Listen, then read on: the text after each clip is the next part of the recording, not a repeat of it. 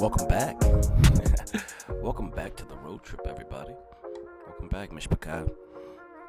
Baruch Hashem. Blessings, peace and blessings be bestowed upon you. Shalom, shalom. Welcome. That's right, Kingdom Builders, road trippers. Akeem and Akatim, brothers and sisters, mothers, fathers, aunties and uncles, grandmas and grandpas, everybody in the house, shalom. Welcome back to the road trip. If you're new here, my name is Aharon. I'm just here to read for you. All right, cool. All praises to the Most High. Shalom, peace and blessings to your homes, your dwelling places, right, where you stay, your loved ones, your friends, your children, of course, and those pets, those little fur babies, man, little fur nagas. That's right. All praises to Yahweh, man. Our Father, Abba, Yahweh, man, the overseer. All praises to him, man. Glory to Yahweh Shai, our King, our big brother. Honors to the Ruach, the dove, right? Wisdom. My love and my respect to you, right? My friends and family. Mishpachah. That's correct. Right? And those cleavers out there who are hip to what's really going on. So I appreciate y'all, man. Welcome back to the road trip. All right. So today we got all the pleasantries out the way now, right? What are we doing? What are we going to be doing? Let's see. Let's get one in there. Well, we're back in the book of the works of Flavius Josephus, right? The Antiquities of the Yahudim. This is going to be book number 4 of that. And now we're in chapter 2 concerning the rebellion of Korah and of the multitude against Moshe and against his brother concerning the priesthood. Now this is where it gets interesting. Remember in the KJV where we read about this in Korah and how the earth swallowed up a lot of tents. I'm not going to spoil too much. We're going to read. I mean, we're going to see if this aligns as well as I hope it does. I've never read these scrolls right here, so this is a first time for me. I've read the all KJV, right? So I'm trying to read, extra outside scroll, extra outside text, right? So Josephus, if you're new here, Josephus is pretty much like he's a secondary source, right? Because he lived around the time of 73 AD during the fall of Jerusalem and the temple, the destruction. So his account is different of those who wrote, after or before him, right? So let's kind of get into this. If you have these scrolls available to you, I suggest that you read along with your eye, right? But if you don't, no worries. There's no big deal. I'm just gonna read for you. All right. So no further ado, ladies and gentlemen, this is going to be chapter 2 of the book 4 of the Antiquities, the Yahudim, right? They say Jewish antiquities, but the Antiquities of the Yahudim, right? The Yahudis, right? Okay, we're going to begin now. Let's begin.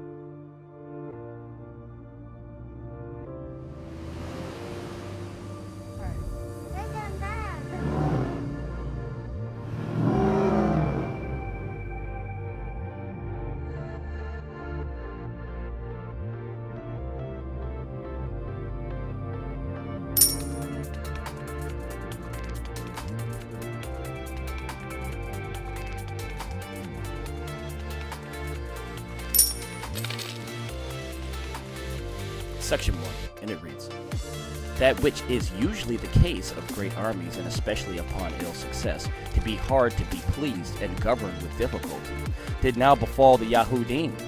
For they being in number 600,000, and by reason of their great multitude, not readily subject to their governors, even in prosperity. They at this time were more than usually angry, both against one another and against their leader, because of the distress they were in, and the calamities they had endured. Such a rebelliousness overtook them, as we have not the like example either among the Greeks or the barbarians, by which they were in danger of being all destroyed, but were, however, saved by Moshe, who would not remember that he had been almost stoned to death by them. Nor did the Most High Yahweh neglect to prevent their ruin, but notwithstanding the indignities they had offered their lawgiver and the laws, and their disobedience to the commandments which he had sent them by Moshe, he delivered them from those terrible calamities. which without his providential care had been brought upon them by this rebellion. So I will first explain the cause of this rebellion, and then will give an account of the rebellion itself, as also of what settlements Moshe made for their government after it was over. That's the end of section 1.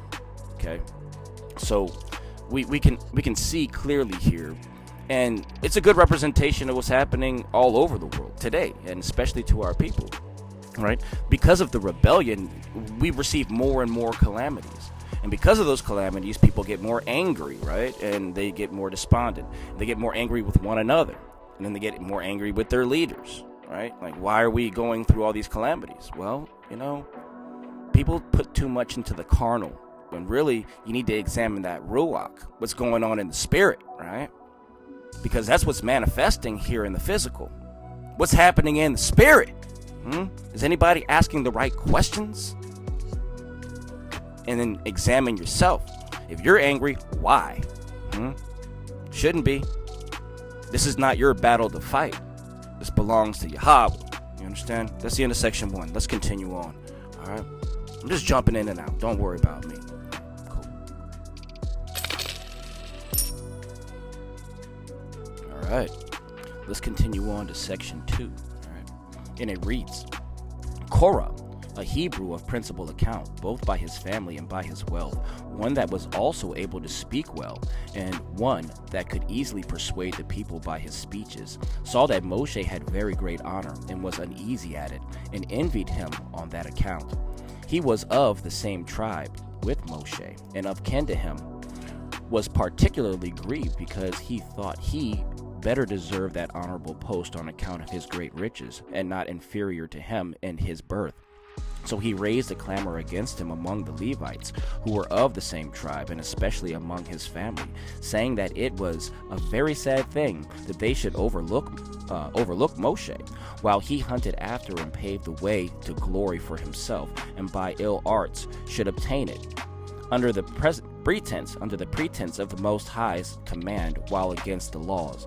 He had given the priesthood to Aharon, his brother, not by the common approval of the multitude, but by his own vote, as bestowing dignities in a tyrannical way on whom he pleased. He added that this concealed way of imposing on them was harder to be borne than if it had been done by an open force upon them, because he did now not only take away their power without their consent, but even while they were unapprised of his contrivances against them.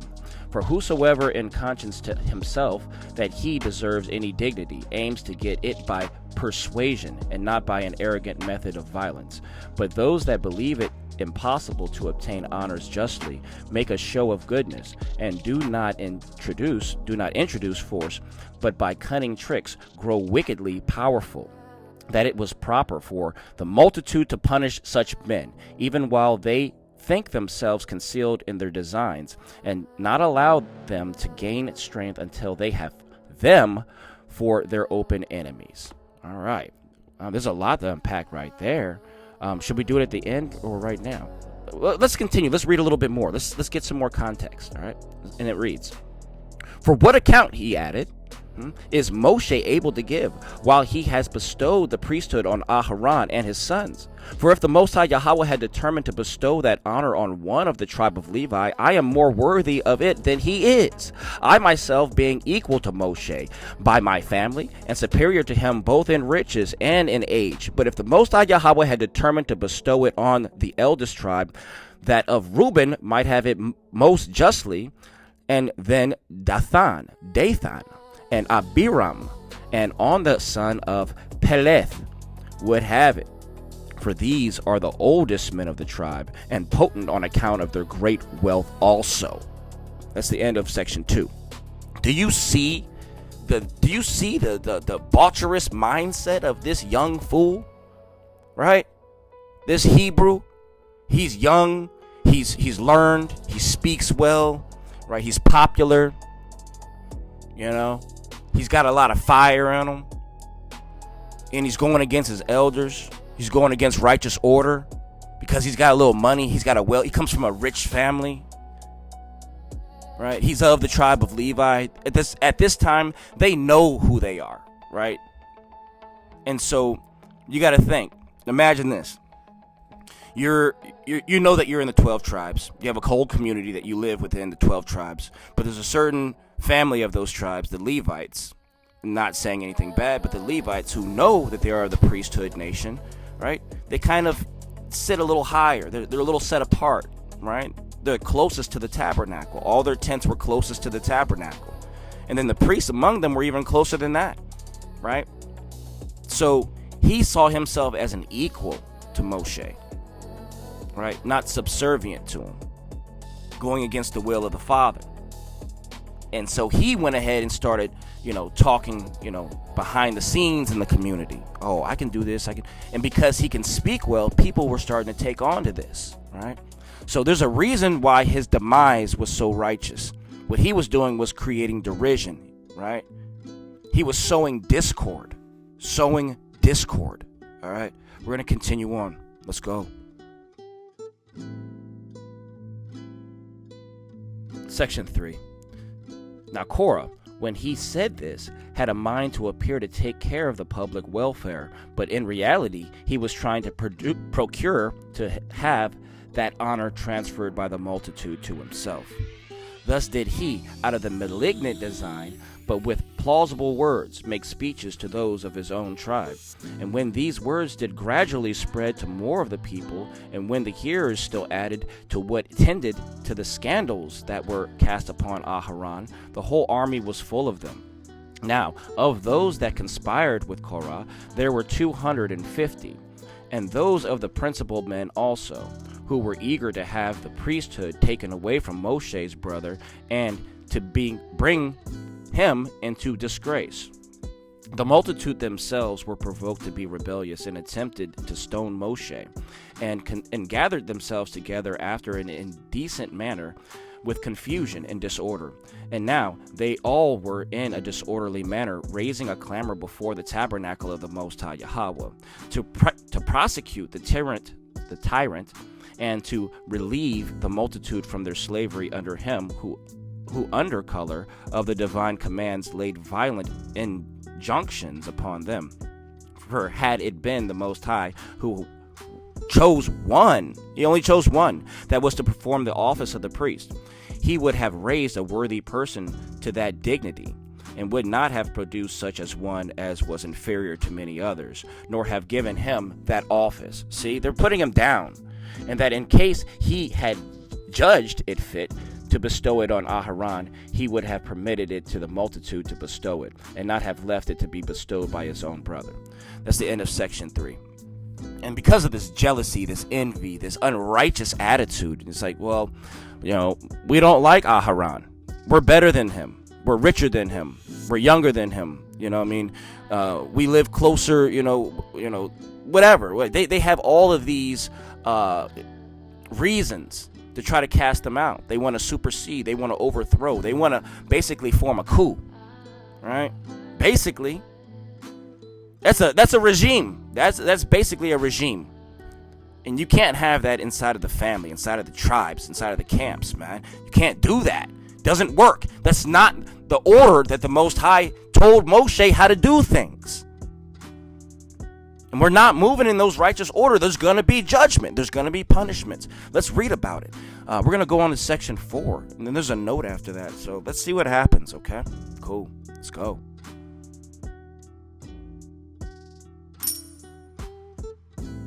All right, Mishpachah, family and friends and cleavers, right? Section 4.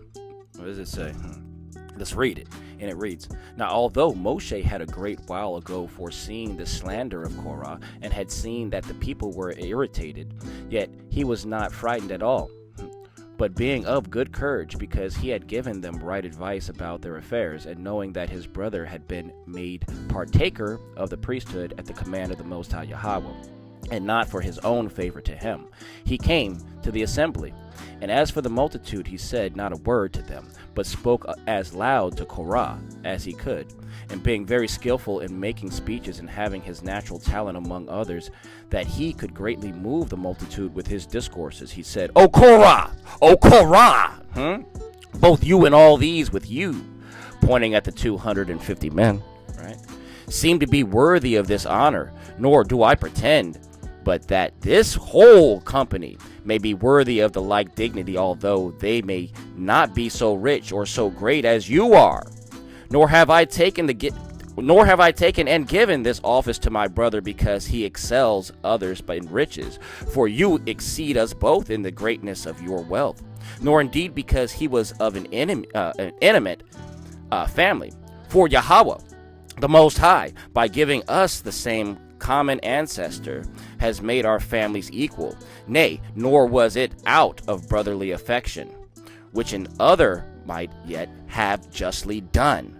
For certainly, unless I had bestowed this honor out of regard to the Most High Yahweh and to his laws, I had not passed by myself and given it to another, as being nearer of kin to myself than to my brother, and having a closer intimacy with myself than I have with him. For surely it would not be a wise thing for me to expose myself to the dangers of offending and to bestow the happy employment on this account upon another.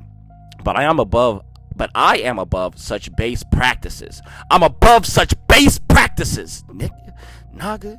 Nor would the Most High Yahweh have overlooked this matter and seen himself thus despised, nor would he have suffered you to be ignorant of what you were to do in order to please him. But he has himself chosen one that is to perform that sacred office to him, and thereby freed us from that care. So we don't gotta vote. I'm interjecting. So he's saying to him, man, you wicked Naga. You wicked Naga. Like, we have the choice. This choice belongs to the Most High, who he decides is going to fulfill and perform that sacred office to him, and thereby freed us from that care. So we don't gotta worry about voting. We don't vote. Voting is not a Hebrew practice. We are told what to do and we obey. Do you understand? Voting is not righteous. Cut it out. Let's continue reading. My goodness, man. And it reads, so that it was not a thing that I pretend to give, but only according to the determination of the Most High Yahweh. I therefore propose it still to the contend, for by such as please to put in for it, only desiring that he who has been already preferred and has already obtained it may be allowed now also to offer himself for the candidate, right?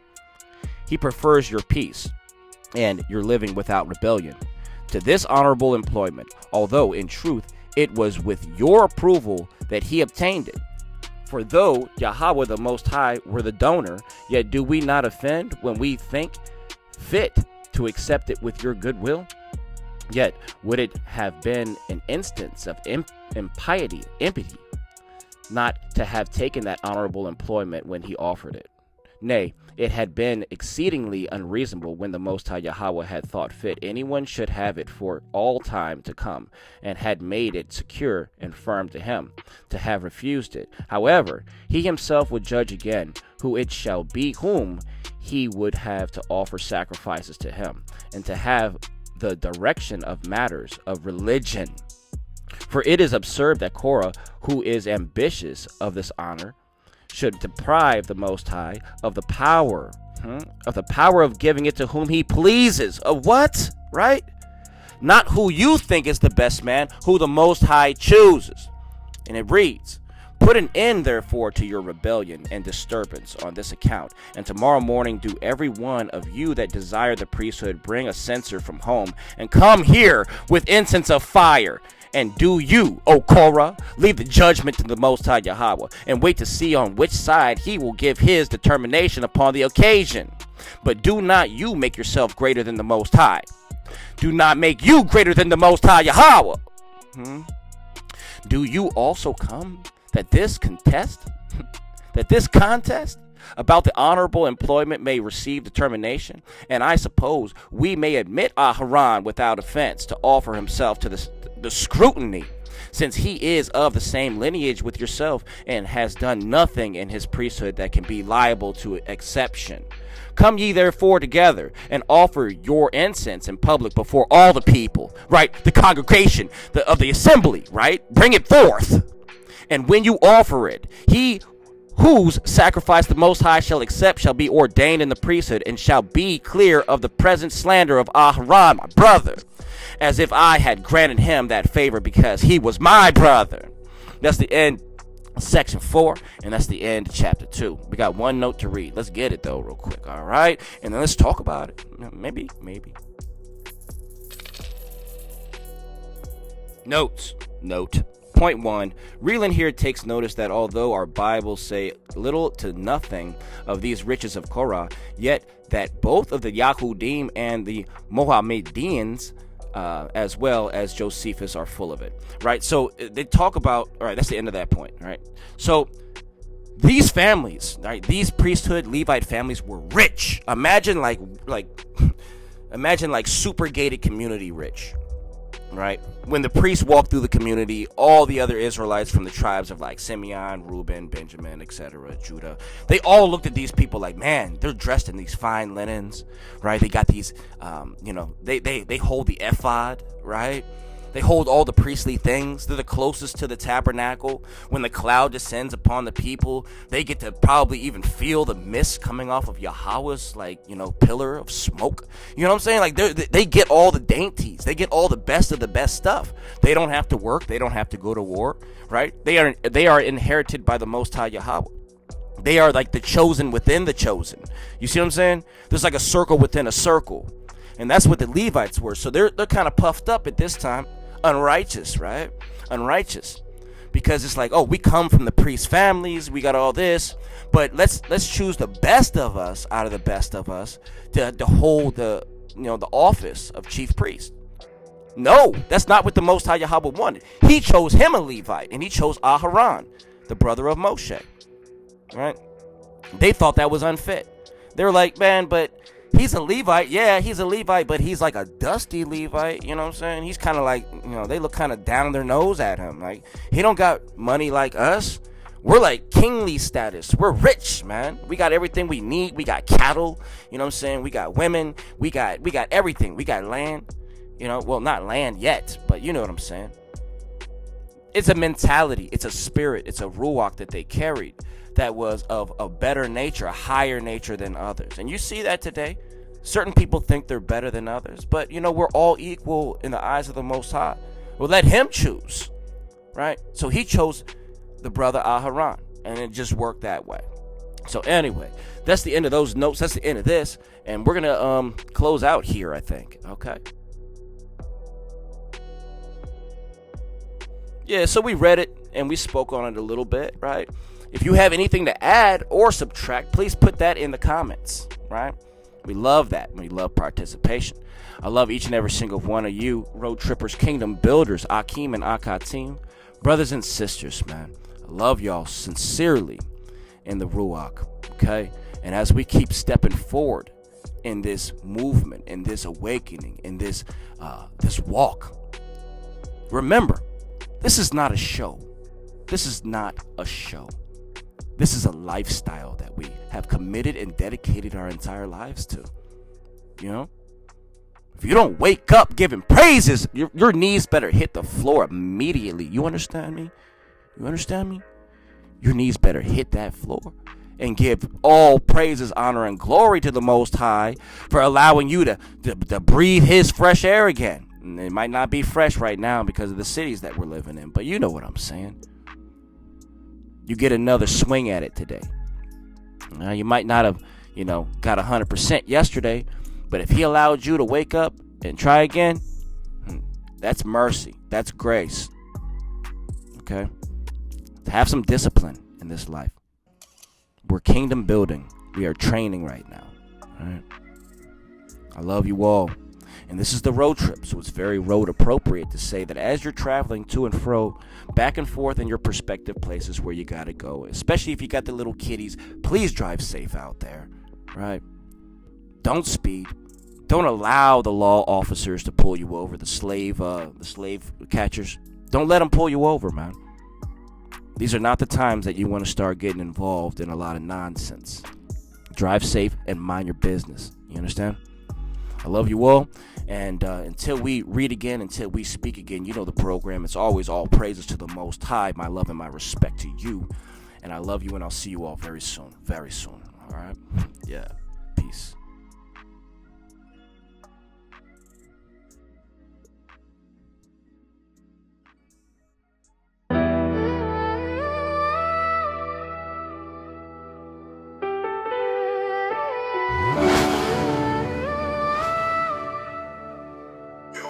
Yo, yo, yo.